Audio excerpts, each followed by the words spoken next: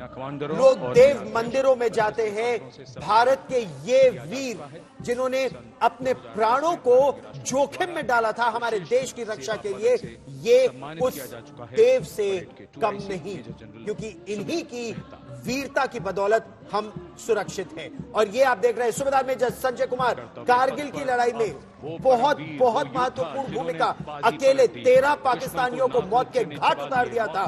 कई गोलियां लगी थी पेट में, पूरे शरीर में, फिर भी लड़ते रहे। आप देख रहे हैं संजय कुमार, सूबेदार मेजर संजय कुमार। दूसरी तरफ सूबेदार मेजर योगेंद्र यादव, 18वीं battalion the grenadiers, Tiger Hill की वो लड़ाई जब दुश्मन बहुत हावी होता जा रहा था, लेकिन महज 19 वर्ष का ये बालक उस समय वीरता से 25 वर्ष पूर्व लड़ता रहा था। और ये मेरे लिए बहुत गर्व की बात है कि दोनों से मैं कारगिल की लड़ाई के दौरान भी मिला था और कारगिल की लड़ाई के बाद भी लगातार संपर्क में।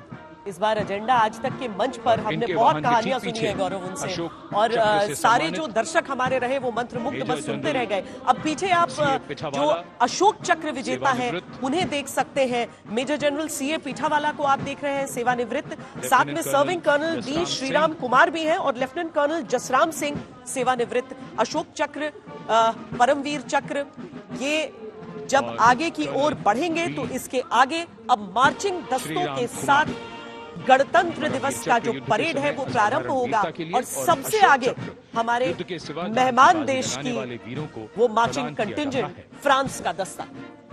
और देखिए ना, फ्रांस का वो मार्चिंग दस्ता, और हम आपको फ्रांस के राष्ट्रपति इमैनुअल मैक्रोन का वो एक्सप्रेशन भी देखेगा, क्योंकि जब बास्टील डे पर भारतीय सेना के जवानों ने मार्च पास किया था तो प्रधानमंत्री नरेंद्र मोदी बहुत गर्व से देख रहे थे। और फ्रांस के इस दस्ते को देखिए, इसको देखकर इमैनुअल मैक्रोन ने, फ्रांस के राष्ट्रपति ने किस तरह से उनका अभिवादन स्वीकार किया। फ्रांस का ये मार्चिंग कंटिंजेंट, आज की परेड का मुख्य आकर्षण फ्रांसीसी सेना का ये बैंड दस्ता। 2023 में बास्टील डे परेड में भारतीय सेना भी शामिल रही थी। सुनिए इनकी वो धुन। The marching contingent comprising 90 legionnaires led by Captain Noel. The legionnaires wear the famous white cap, which can be worn only by legionnaires who have successfully been through 4 months of hard selection tests, and the best legionnaires get promoted and wear the black cap you can see in the first row.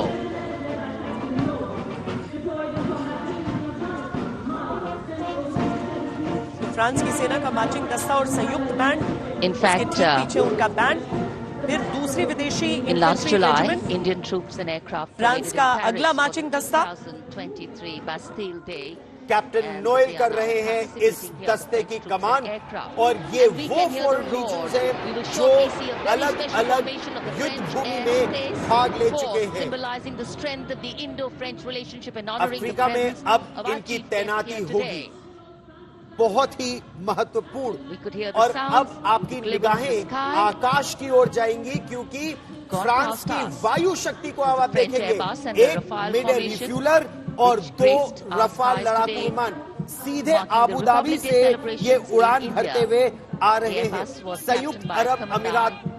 और अब ठीक उसके पीछे 61 cavalry. हम शूल बढ़ाते हुए चले, हम फूल चढ़ाते हुए चले, हम धूल उड़ाते हुए चले, हम लुटा चले अपनी मस्ती, अरमान कर चले कुछ संचय, हम दीवानों का क्या परिचय। 61st कैवलरी को आप इस समय देख रहे हैं। ये अश्वदल जो है राष्ट्रपति को सलामी देता हुआ आगे की ओर सलामी मंच से बढ़ रहा है।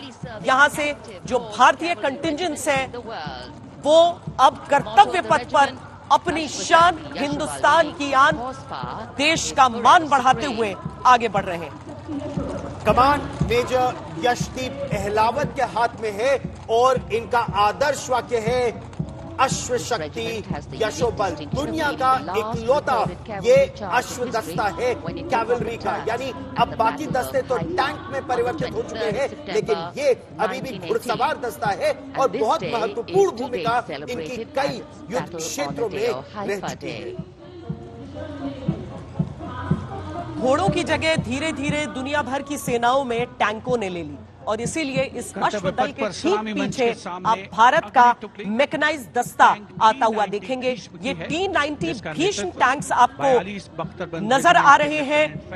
हंटर किलर सिद्धांत पर ये काम करते हैं। जब हम अलग अलग देशों से अपने सहयोग की बात करते हैं तो ये टैंक भी उस श्रेणी में शामिल हो जाते हैं। फ्रांस के साथ अभी कैसे हमारी वायुसेना और नौसेना को लेकर हम तकनीक साझा होता हुआ देख रहे हैं, तो T-90 भीष्म के साथ हमें रूस की साझेदारी भी याद आती है। T-90 भीष्म, इनका आदर्श वाक्य है कर्म, शौर्य और विजय।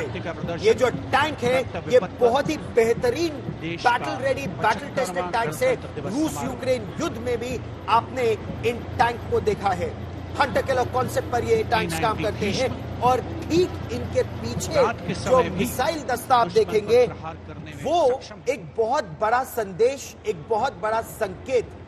इन टैंकों के पीछे आप ये देखिए जो गाड़ी आ रही है, जो बख्तरबंद गाड़ी आ रही है, वो Nag anti tank guided missile system है। 17 मैकेनाइज्ड जो एंटी टैंक गाइडेड मिसाइल है। आप एक साथ देखिए, एक के बाद एक इसमें टैंक को ध्वस्त करने वाली वो स्वदेश में निर्मित मिसाइलें लगाई गई है। क्यों महत्वपूर्ण है? क्योंकि दुश्मन के टैंक जब तेजी से आपकी ओर बढ़ रहे हैं तो आपको फायर एंड फॉरगेट सिस्टम पर न केवल उसकी मिसाइल, आपको उसके टैंक को देखना है, अपनी मिसाइल से दागकर एक टैंक नहीं, टैंक क्योंकि कई एक साथ आते हैं, आपको एक के बाद एक सभी टैंकों को ध्वस्त करना है दुश्मन के। और ये भारत में निर्मित नाग एंटी टैंक गाइडेड मिसाइल। उसके ठीक पीछे का हिस्सा देखिए आप, जहां पर इन्फेंट्री कॉम्बैट व्हीकल आपको नजर आएंगे। सारथ के नाम से जानते हैं, ICV BMP-2 infantry combat vehicle, जिसका सीधा सा अर्थ हो जाता है कि जो पैदल सैनिक हमारे होते हैं वो भी इसमें सवार हो सकते हैं। युद्ध क्षेत्र में जब आप इस गाड़ी में सवार होकर जाते हैं, आप छोटे से आप ऊपर देखिए, वो बंदूक से आप दुश्मनों पर निशाना भी साध सकते हैं और एक छोटी टुकड़ी सैनिकों की इसमें सवार होकर ठीक युद्ध क्षेत्र के बीचों बीच, चूंकि यह बख्तरबंद है, सारे हमले से बचते बचाते हुए वहां पर पहुंचकर अचानक दुश्मन को चौंका भी सकती है। गरुड़ कहूं बोल प्यारे के उद्घोष के साथ ये टुकड़ी आगे बढ़ते हुए। BMP 2x2K का आदर्श वाक्य, पहला हमेशा पहला।